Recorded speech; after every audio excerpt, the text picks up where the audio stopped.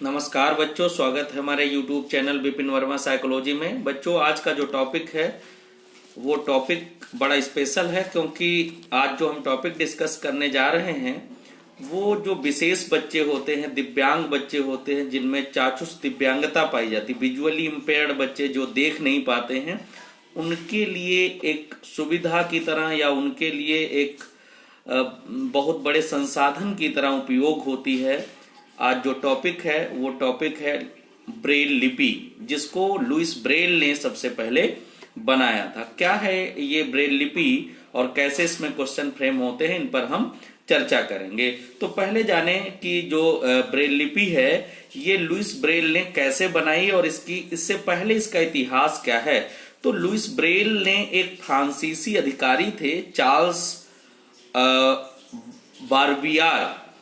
बारबियार जो थे, इन्होंने अपनी कंपनी में सिक्योरिटी गार्ड थे, ये सिक्योरिटी अधिकारी थे, और ये रात में कुछ मैसेज जो कोड में सर्कुलेट करते थे, उन मैसेजों को सर्कुलेट करने के लिए जो लैंग्वेज प्रयोग करते थे वो ब्रेल लिपि हुआ करती थी। लेकिन उस समय जब ये सीक्रेट मैसेज की तरह, गोपनीय संदेश की तरह इन कंपनी के अधिकारियों के द्वारा उपयोग में ली जाती थी, तब ये ज्यादा कॉम्प्लेक्स थी और ये 12 उभरे हुए बिंदुओं पर आधारित थी। इसी 12 उभरे हुए बिंदुओं में संशोधन किया था लुइस ब्रेल ने। लुइस ब्रेल जो ब्लाइंड थे, लुइस ब्रेल ने इसमें संशोधन करके 6 उभरे हुए अक्षर, ये क्वेश्चन भी पूछा गया है सेंट्रल टीटी में कि ब्रेल लिपि लिखने में कितने उभरे हुए बिंदुओं की आवश्यकता पड़ती है। तो 6 उभरे हुए बिंदुओं में प्रतिपादित करके एक लिपि बनाई जिसका नाम ब्रेल लिपि था। ब्रेल लिपि जो है 2x3 के आयताकार कोष्ठक यानी सारणी या टेबल की तरह होते हैं, जिनका आकार होता है 2x3। ये 2x3 के जो तुम्हारे वो खाने होते हैं, उनके अंदर स्टाइलस के द्वारा, स्टाइलस एक पेन की तरह नुकीला सा पेन होता है, जिसे हम दबा दबा कर यानी चुभो चुभो करके अक्षर उभारते हैं और लिखते हैं। तो इनमें जो है ये जो ब्रेल लिपि थी, ये जो 6 उभरे हुए अक्षरों में बनाई गई थी, इसके 2 ग्रेड हैं, एक ग्रेड फर्स्ट और ग्रेड सेकंड। जो ग्रेड फर्स्ट की ब्रेल लिपि है, ये जो बेसिकली यूज होती है, ये साधारण यानी आम बोलचाल भाषा में कह लो या एक साधारण गतिविधियां करने के लिए ग्रेड फर्स्ट जो होती है ब्रेल लिपि उपयोग की जाती है।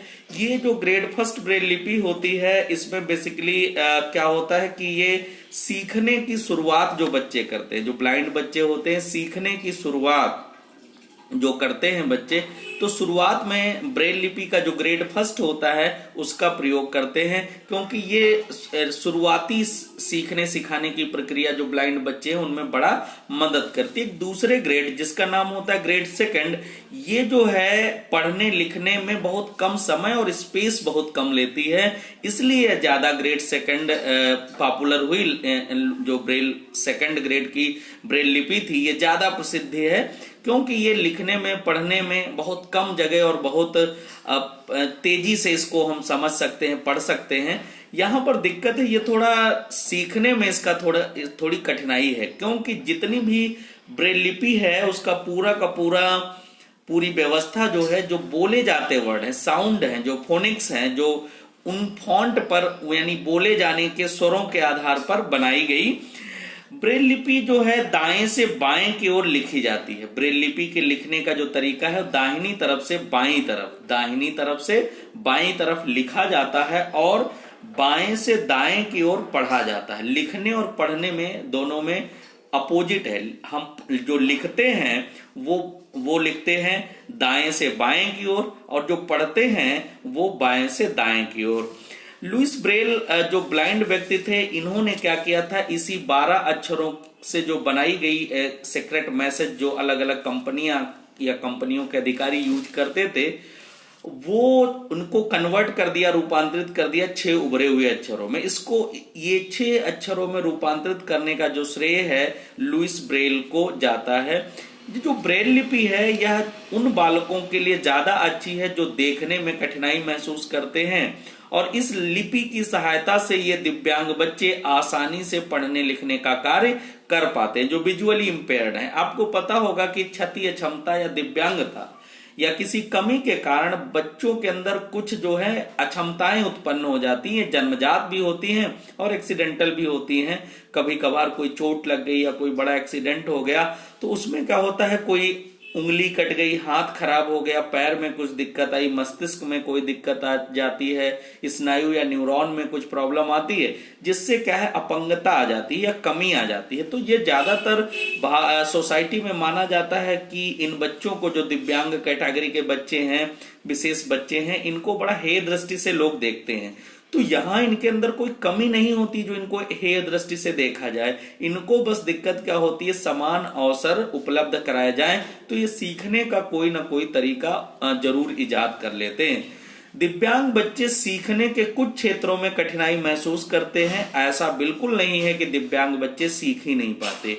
प्रत्येक बच्चा दुनिया का, चाहे वो दिव्यांग हो चाहे सामान्य हो, सब बच्चा सीखता है, बशर्ते उनको अवसर मिलने चाहिए। इसीलिए भारत सरकार ने 2016 में दिव्यांगता अधिनियम लेकर के आए, जिसमें क्या है, किसी भी बच्चे को विकलांग या हैंडीकैप्ड ना कहकर दिव्यांग कहा जाएगा। हैंडीकैप्ड या विकलांग वर्ड नेगेटिविटी को एनहेंस करता था, जबकि दिव्यांग वर्ड जो है पॉजिटिविटी को, क्योंकि दिव्यांग बच्चे, आपने देखा होगा, क्रिकेट की टीम हो या सिलाई करने का काम हो, लिखने का काम हो, या कोई रोजगार हो, फोटोकॉपी हो, पढ़ना हो, विभिन्न प्रकार के काम डिफरेंट डिसेबल बच्चे करते हैं।